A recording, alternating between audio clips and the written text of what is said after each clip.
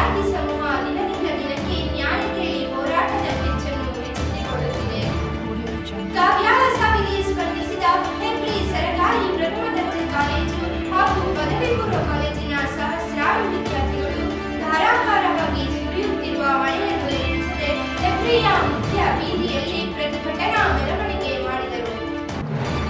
ಕಾವ್ಯಾಳ ಸಾವಿಗೆ ನ್ಯಾಯ ಸಿಗದೇ ಇರುವುದರಿಂದ ಆಕ್ರೋಶಿತರಾದ ಹೆಬ್ರಿಯ ವಿದ್ಯಾರ್ಥಿಗಳು ಮೆರವಣಿಗೆ ಉದ್ದಕ್ಕೂ ರೋಷಭರಿತ ಘೋಷಣೆಯನ್ನು ಮೊಳಗಿಸಿದರು.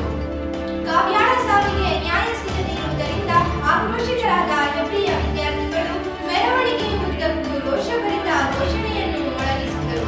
ಅಯ್ಯಯ್ಯೋ ಅಯ್ಯಯ್ಯೋ, ಅನ್ಯಾಯ ಅನ್ಯಾಯ, ವಿ ವಾಂಟ್ ಜಸ್ಟಿಸ್ ಎಂಬ ಇನ್ನಿತರ ಘೋಷಣೆಗಳನ್ನು ಕೂಗಿ ನಮಗೆ ಕಾವ್ಯಾಳ ಸಾವಿಗೆ ನ್ಯಾಯ ಕೊಡಿ ಎಂಬಿತ್ಯಾದಿ ಘೋಷಣೆಗಳು ಮೆರವಣಿಗೆಯಲ್ಲಿ ಕೇಳಿಬಂದವು.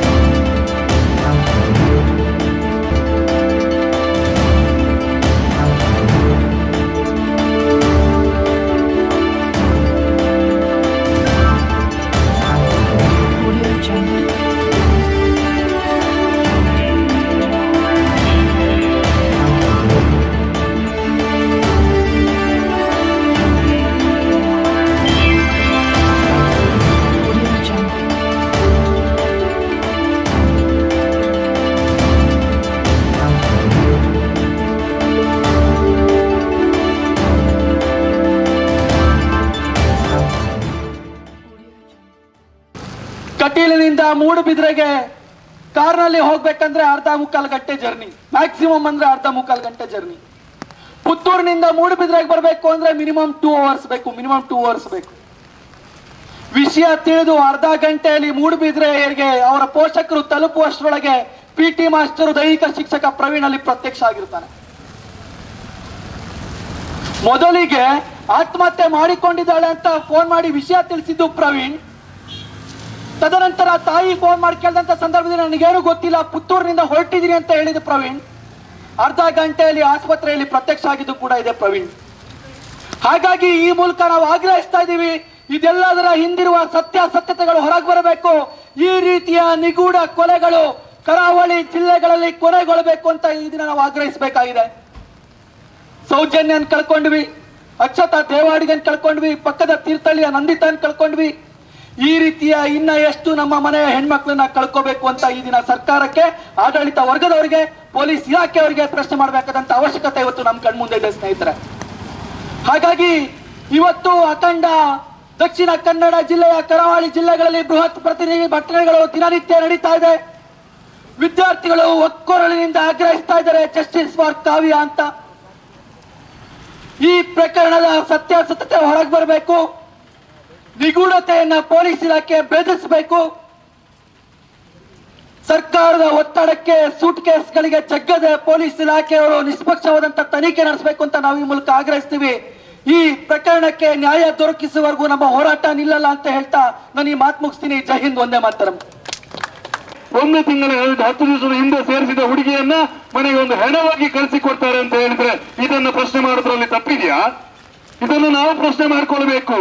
ಯಾಕೆ ಅಂತ ಹೇಳಿದ್ರೆ ಬ್ಯಾಡ್ಮಿಂಟನ್ ನ ಒಂದು ಕ್ರೀಡಾಪಟುವಾಗಿ ರಾಷ್ಟ್ರೀಯ, ಅಂತಾರಾಷ್ಟ್ರೀಯ ಮತ್ತು ಭಾರತದ ಹೆಸರನ್ನ ಗಳಿಸ್ತಕ್ಕಂತ ಒಂದು ಖ್ಯಾತಿ ಪಡಬೇಕಾಗಿದ್ದ ಹೆಣ್ಣು ಮಗಳು 1 ತಿಂಗಳು 10 ದಿವಸದಲ್ಲಿ ಹೆಣವಾಗಿ ಮನೆಗೆ ಮರಳುತ್ತಾರೆ. ಹೆಣವನ್ನ ಈ ಕಟೀಲ್ನಿಂದ ಮೂಡುಬಿದ್ರೆಗೆ ಹೋಗ್ಲಿಕ್ಕೆ ಅರ್ಧ ಗಂಟೆ ಸಾಕಾಗ್ತದೆ. ಅವ್ರು ಹೇಳ್ತಾರೆ ಅರ್ಧ ಗಂಟೆಯಲ್ಲಿ ನಾನು ಹೋಗಿದ್ದನ್ನು ಸುದ್ದಿ ಮುಟ್ಟಿಸಿದ್ರು PT ಮಾಸ್ಟರ್ ಅಂತ ಹೇಳಿ. ಅರ್ಧ ಗಂಟೆಯೊಳಗೆ ಹೋಗಿ ನೋಡುವಾಗ ಮಾಸ್ಟರ್ ಅಲ್ಲಿ ಇಟ್ಟಿದ್ದಾರೆ. ನಾವು ಅದನ್ನು ಸರಿಯಾಗಿ ನೋಡ್ಲಿಕ್ಕೆ ಸಹ ಬಿಡ್ಲಿಲ್ಲ, ಮತ್ತೆ ಟ್ರ್ಯಾಕ್ ಪ್ಯಾಂಟ್ ಅಲ್ಲಿ ಇಟ್ಲು ಅವಳು ಅಂತ ಹೇಳಿ. ಇದನ್ನೆಲ್ಲ ನಾವು ಗಮನಿಸಬೇಕಾಗ್ತದೆ. 4:15 ಗಂಟೆಗೆ PT ಮಾಸ್ಟರ್ ಯಾವ ಟ್ರೈನಿಂಗ್ ಕೊಡ್ತಾರೆ ಅವರು? ಇದ್ರ ಹಿಂದೆ ಸತ್ಯಾಸತ್ಯತೆ ಬಹಿರಂಗಗೊಳ್ಳಬೇಕಾಗಿದೆ. ಪ್ರತಿಯೊಬ್ಬ ವಿದ್ಯಾರ್ಥಿಗೆ ಇದ್ರ ಹಿಂದಿರತಕ್ಕಂಥ ಸತ್ಯ ಗೊತ್ತಾಗಬೇಕು. ನಮ್ಮ ಉದ್ದೇಶ ಇಷ್ಟೇ. ಅವಳ ಸಾವಿಗೆ ಕಾರಣ ಏನು? ಆತ್ಮಹತ್ಯೆ ಮಾಡಿಕೊಂಡ್ಲೆ ಅಂತ ಆದ್ರೆ ಅದಕ್ಕೆ ಕಾರಣ ಏನು? ಯಾಕಂತ ಹೇಳಿದ್ರೆ ಒಂದು ರಾಷ್ಟ್ರೀಯ ಕ್ರೀಡಾಪಟುವಾಗಿ ಆತ್ಮಹತ್ಯೆ ಮಾಡ್ಕೊಳ್ತಕ್ಕಂಥದ್ದು ಅಷ್ಟು ಸಾಧ್ಯ ಇಲ್ಲ. ಯಾಕಂತ ಹೇಳಿದ್ರೆ ಮಾನಸಿಕವಾಗಿ ಸದೃಢತೆಯನ್ನು ಹೊಂದಿರತಕ್ಕಂಥವರು ಕ್ರೀಡಾ ವಿಭಾಗದಲ್ಲಿರುವುದು. ಇದರ ಹಿಂದೆ ಸತ್ಯಾಸತ್ಯತೆ ಗೊತ್ತಾಗಬೇಕು. ಅದಲ್ಲದೆ 4-5 ಜನ ಸರ್ಕಾರಿ ಶಾಲೆಯ PT ಮಾಸ್ಟರ್ಗಳು ಕರ್ತವ್ಯ ನಿರ್ವಹಿಸ್ತಾ ಇದ್ದಾರೆ ಅಲ್ಲೇ ಕಾನೂನು ಬಾಹಿರವಾಗಿ. ಅದು ಅವರನ್ನ ತಕ್ಷಣದಿಂದ ಸರ್ಕಾರಿ ಕೆಲಸದಿಂದ ವಜಾ ಮಾಡಬೇಕು. ಕಾವ್ಯ ಸಾವಿನ ಹಿಂದೆ ಇರತಕ್ಕಂತ ಸತ್ಯಾಸತ್ಯತೆಯನ್ನ ಜಗಜ್ಜಾಹೀರಗೊಳಿಸಬೇಕು. ಹಾಗೆ ಇನ್ನು ಮುಂದೆ ಆ ಸಂಸ್ಥೆಯಲ್ಲಾಗಲಿ ಅಥವಾ ಇನ್ನೆಲ್ಲೇ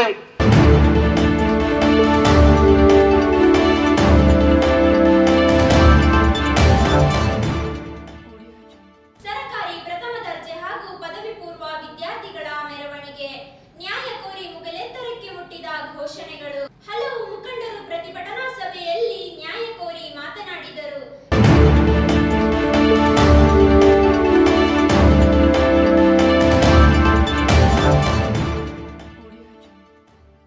ಇವತ್ತು ಎಲ್ಲ ವಿದ್ಯಾರ್ಥಿ ಸಂಘಟನೆ ಮುಖೇನ ನಾವೆಲ್ಲರೂ ಕೇಳೋದಿಷ್ಟೇ, ಇಲ್ಲಿ ನಮಗೆ ನ್ಯಾಯ ಕೊಡಿ. ಇವತ್ತು ಕಾವೇಳ ತಂದೆ ತಾಯಿಗೆ ನ್ಯಾಯ ಸಿಗ್ಬೇಕಾದ್ರೆ ಇಲ್ಲಿ ನಮಗೆ ಒಂದೇ ಒಂದು ಕಾಡುವ ಪ್ರಶ್ನೆ, ಇದು ಆತ್ಮಹತ್ಯೆಯೋ ಅಲ್ವಾ ಅಂತ ಏನು ಇವತ್ತು ಪೊಲೀಸ್ ಇಲಾಖೆ ವಿಶೇಷ ಅಧಿಕಾರಿಗಳನ್ನು ನೇಮಿಸಿದೆ. ಇವತ್ತು ನಮಗೆ ಕೂಡಲೇ 1 ವಾರದಲ್ಲೇ ಇವತ್ತು ಏನೊಂದು ತನಿಖೆ ನಡೀತಾ ಇದೆ. ಆ ನಂತರ ಯಾರು ತಪ್ಪಿತಸ್ಥರಿದ್ರೆ ಅವರಿಗೆ ಶಿಕ್ಷೆ ಆಗ್ಬೇಕು. ಯಾರು ಅವಳ ಅನುಮಾನಾಸ್ಪದ ಸಾವಿಗೆ ಸ್ಪಷ್ಟ ಉತ್ತರವನ್ನು ವಿದ್ಯಾರ್ಥಿ ಮಿತ್ರರು ಇವತ್ತು ಏನು ಹೋರಾಟವನ್ನು ಮಾಡ್ತಾ ಇದ್ದಾರೆ, ನಮಗೆ ಉತ್ತರ ಬೇಕು. ಅವಳ ಸಾವಿಗೆ ನಿಜವಾದ ಒಂದು ಕಾರಣ ಬೇಕು ಅನ್ನುವಂಥದ್ದು ನಮ್ಮ ಇಲ್ಲಿ ಮೂಲ ಪ್ರಶ್ನೆ, ಬಿಟ್ರೆ ಬೇರೆ ಯಾವ ವಿರುದ್ಧ ಪ್ರಶ್ನೆ ಅಲ್ಲ. ಇಲ್ಲಿ ಅನೇಕ ವಿದ್ಯಾರ್ಥಿ ಸಂಘಟನೆಗಳು ನಾವೆಲ್ಲರೂ ಕೂಡ ನಿನ್ನೆ ಕುಂದಾಪುರದಲ್ಲಿ ನಡೆದಿದೆ, ನಾಳೆ ಉಡುಪಿಯಲ್ಲಿದೆ, ನಾಡಿದ್ದು ಬಾರ್ಕೂರಲ್ಲಿದೆ. ಎಲ್ಲರ ಕಾರಣ ಅಷ್ಟೇ. ಹಾಗೆ ನಮ್ಮ ಪ್ರತಿಭಟನೆಯನ್ನ ನೀವು ಇವತ್ತು ಕೇವಲ ಇಲ್ಲಿಗೆ ಇವತ್ತು ಮಕ್ಕಳು ಏನೊಂದು ಸ್ಟ್ರೈಕ್ ಮಾಡ್ತಾರೆ, ಮನೆಗೆ ಹೋಗ್ತಾರೆ, ಅನಂತರ ಈ ವಿಷಯ ಮುಚ್ಚಿ ಹೋಗ್ತದೆ ಅನ್ನುವಂಥದ್ದು ನಿಮ್ಮ ಭಾವನೆ ಇದ್ರೆ, ಯಾರದೇ ಭಾವನೆ ಇದ್ರೆ ಅದನ್ನು ಇಲ್ಲಿಗೆ ದಯಮಾಡಿ ನಿಲ್ಲಿಸಿ. ಈ ಹೋರಾಟ ನಿಲ್ಲುವುದಿಲ್ಲ. ಎಲ್ಲಿಯವರೆಗೆ ಅಂದ್ರೆ ಕಾವೇಳ ಸಾವಿಗೆ ನಿಜವಾದ ಕಾರಣ ಸಿಗುವವರೆಗೆ ನಮ್ಮ ವಿದ್ಯಾರ್ಥಿಗಳ ಹೋರಾಟ ನಿಲ್ಲುವುದಿಲ್ಲ.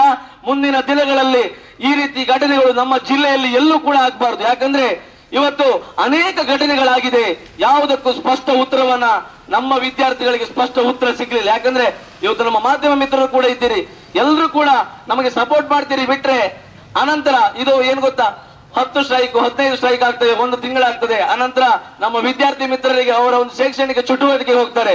ಅನಂತರ ಎಲ್ಲ ವಿಷಯಗಳು ಅಲ್ಲೇ ನಿಗೂಢವಾಗಿ ಉಳಿತದೆ. ಹಾಗೆ ಇನ್ನೊಂದು ವರ್ಷ ಮತ್ತೊಂದು ಪ್ರಕರಣ ಆಗ್ತದೆ, ಮತ್ತೆ ಅದೇ ಸ್ಟ್ರೈಕ್ಗಳು ಮುಂದುವರಿತದೆ. ಇದಾಗಬಾರ್ದು.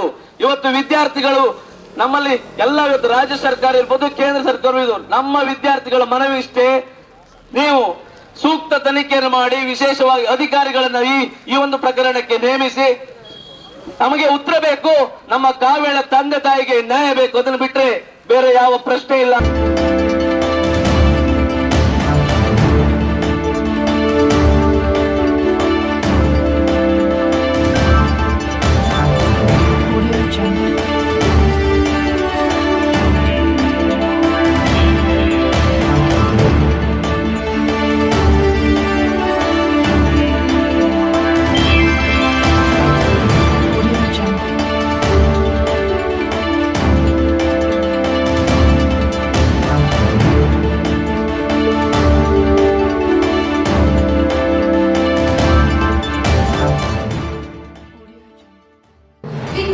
ವಿದ್ಯಾರ್ಥಿನಿಯರು ಮಳೆಯಲ್ಲಿ ಒದ್ದೆಯಾಗಿದ್ದರೂ ಅದನ್ನು ಲೆಕ್ಕಿಸದೆ ನ್ಯಾಯಕ್ಕಾಗಿ ಹೋರಾಟಕ್ಕೆ ಧುಮುಕಿದರು.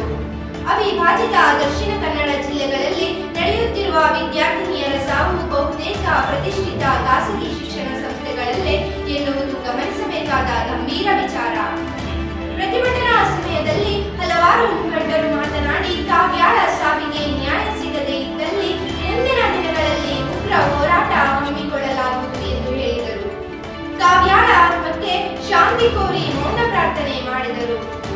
ಕರ್ನಾಟಕ ರಕ್ಷಣಾ ವೇದಿಕೆ ಅಧ್ಯಕ್ಷರಾದ ಪ್ರಸನ್ನ ಕುಮಾರ್ ಶೆಟ್ಟಿ, ಬಿಜೆಪಿ ವಿದ್ಯಾರ್ಥಿ ಮುಖಂಡರಾದ ಪೃಥ್ವಿರಾಜ್ ಶೆಟ್ಟಿ, ಹೆಬ್ರಿ ಶಕ್ತಿ ಕೇಂದ್ರದ ಪ್ರಧಾನ ಕಾರ್ಯದರ್ಶಿಯಾದ ಮಿಥುನ್ ಶೆಟ್ಟಿ ಮಾತನಾಡಿದರು.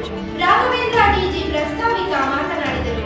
ಯುವ ಸಂಘಟನಾ ಕಾರ್ಯದರ್ಶಿ ತೇಜಸ್ವಿ ಉಪಸ್ಥಿತರಿದ್ದರು. ಅಖಿಲ ಭಾರತ್ ವಿದ್ಯಾರ್ಥಿ ಪರಿಷತ್ ಪ್ರತಿಭಟನಾ ಮೆರವಣಿಗೆಯ ನೇತೃತ್ವ ವಹಿಸಿತ್ತು. ಸ್ಥಳೀಯ ಮುಖಂಡರು, ನಾಗರಿಕರು, ಕಾಲೇಜಿನ ಪ್ರಾಂಶುಪಾಲರು, ಶಿಕ್ಷಕ ವೃಂದದವರು ಪ್ರತಿಭಟನೆಗೆ ಸಹಕಾರಿಯಾಗಿ ನಿಂತರು. ಕಾವೇರಿಗೆ ಆದಂಥ ಅನ್ಯಾಯ ಈ ನಮ್ಮ ಜಿಲ್ಲೆಯಲ್ಲಾಗಲಿ ದೇಶದಲ್ಲಾಗಲಿ ಇನ್ಯಾರಿಗೂ ಆಗಬಾರ್ದು. ಅನುಮಾನಾಸ್ಪದವಾಗಿ ಸಾವನ್ನಪ್ಪಿದ ಕಾವ್ಯನಿಗೆ ನ್ಯಾಯ ಸಿಗಬೇಕು. ಅವಳ ಪರವಾಗಿ ನಾವೆಲ್ಲರೂ ಹೋರಾಟ ಮಾಡ್ತಿದ್ದೇವೆ. ನಮ್ಮ ಹೋರಾಟಕ್ಕೆ ಸರ್ಕಾರ ಸ್ಪಂದಿಸಬೇಕಂತ ಕೇಳ್ಕೊತಿದ್ದೀನಿ. ಕಾವ್ಯನಿಗಾದನೇ ಇನ್ಯಾವ ಹುಡುಗಿಗೂ ಆಗಬಾರ್ದು. ಅವ್ರ ಪೇರೆಂಟ್ಸಿಗೂ ಸಹ ನ್ಯಾಯ ಸಿಗಲಿ ಅಂತ ಬೇಡ್ಕೊತಿದ್ದೀನಿ ಅಷ್ಟೇ.